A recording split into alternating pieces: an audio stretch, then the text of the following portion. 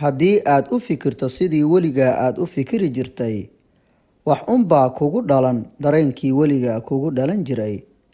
Haddii uu kugu dhasho dareenkii weligaa kugu dhalan jiray, wax unbaad samayn wixii weligaa aad samayn jirtay. Haddii aad samayso wixii weligaa aad samayn jirtay, wax unbaad ahaan wixii weligaa aad ahaan jirtay.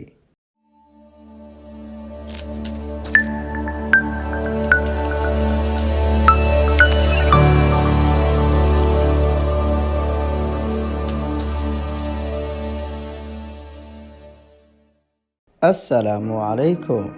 Waxaan ahay Qaasim Maxamed. Ku soo dhawow muuqaal kale. Qaabka aan u noolnahay iyo ficilada aan sameyno waxaa qaabeeya waxyaabaha sida joogtada ah aan u sameyno. Naftu haddii aysan jiha lahayn oo aysan jirin waxyaabo ay ku dadaasho, waxaa ku adkaanaysa inay ku noolaato nolol qanaaco leh iyo dejinta iyo dadaal ku bixinta hadafyada muhiimka u ah.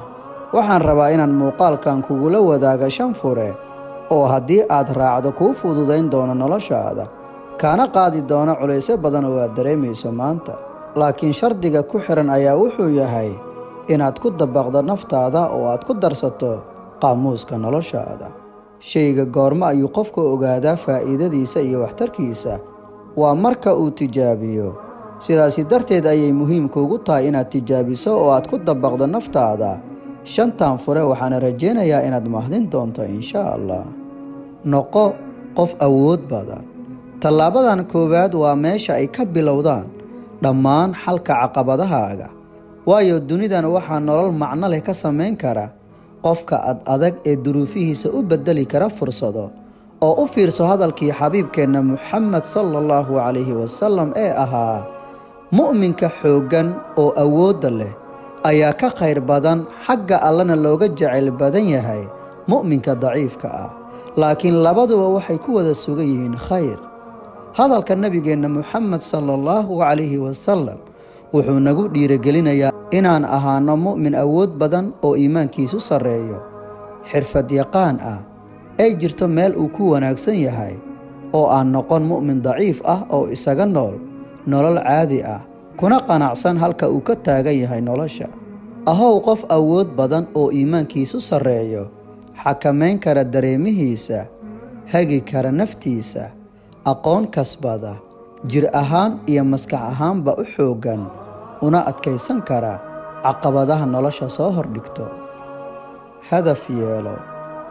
Dejiso qorshooyin nololeed oo ahow qof yaqaana waxa dhabta ah uu ka doonayo nolosha.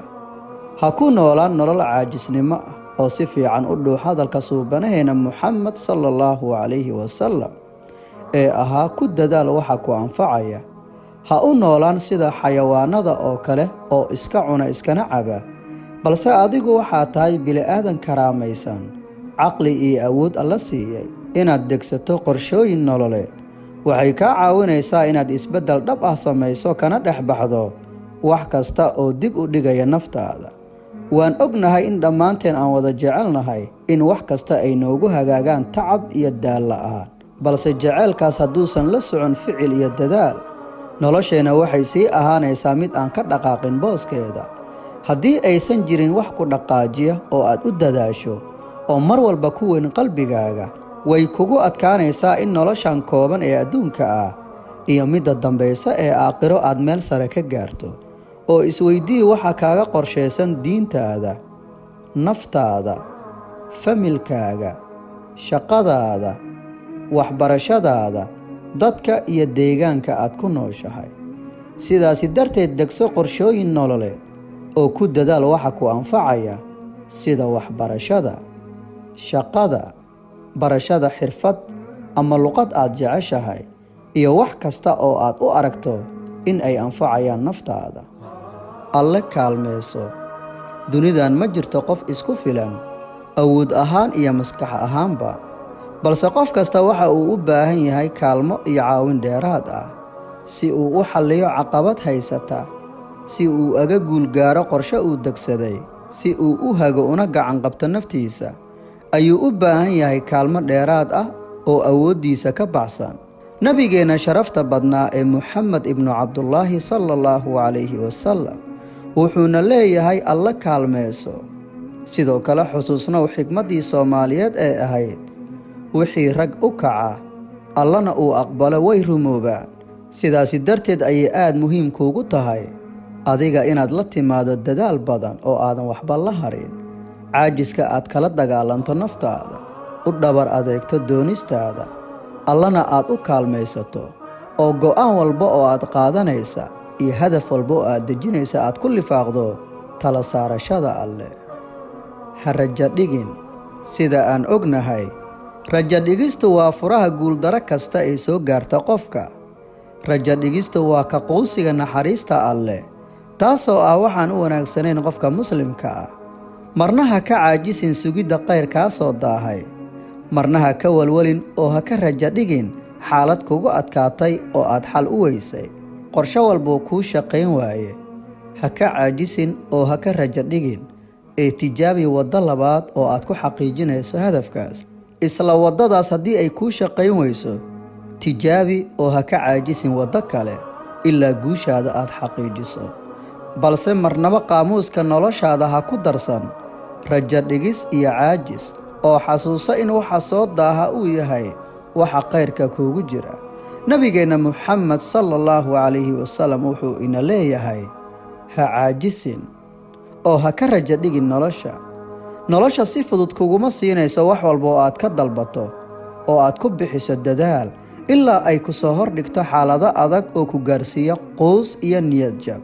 balse si kasta oo ay xaaladdu ahaato, alle ayaa inoo ballanqaaday in culays kasta uu ka dambeeyo fudayd.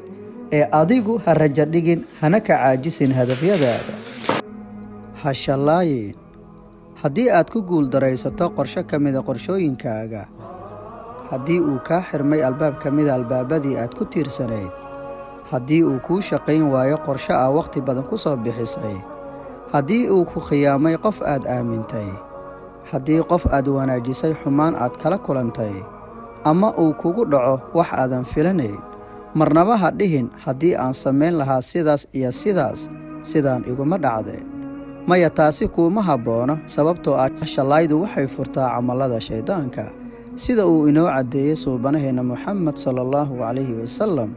haddii uu ku asiibo shay ama uu kugu dhaco wax aadan filanayn, ha dhihin haddii aan samayn lahaa sidaas iyo sidaan.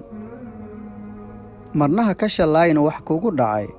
waxaa dhici karta wax aad ku soo dadaashay in badan, kuna soo bixisay wakhti badan iyo dadaal badan, balse shaqayn waaye waxaasi, kadibna aad isweydiiso maxay sidan iigu dhacaysaa. balse ha iloobin waxyaabaha qaar inay ka baxsan yihiin awooddeena bila'aadannimo, oo ay jirto awood naga sarraysa oo go'aamisa wax kasta oo inoo fulo ama nagu adkaada. taasi beddelkeeda waxaad tidhaahdaa sida uu inoo tilmaamay suubanaheena Muxamed sallallahu calayhi wasallam. laakiin waxaad dhahdaa alle ayaa qadaray, wuxuu doono ayuuna sameeyaa. sababta uu suubanaheena Muxamed sallallahu calayhi wasallam nooga celiyey kelmadda shallayda ah ayaa waxay tahay inuu yidhi haddii aan yeeli lahaa sidaas, waxay furtaa camallada shayddaanka.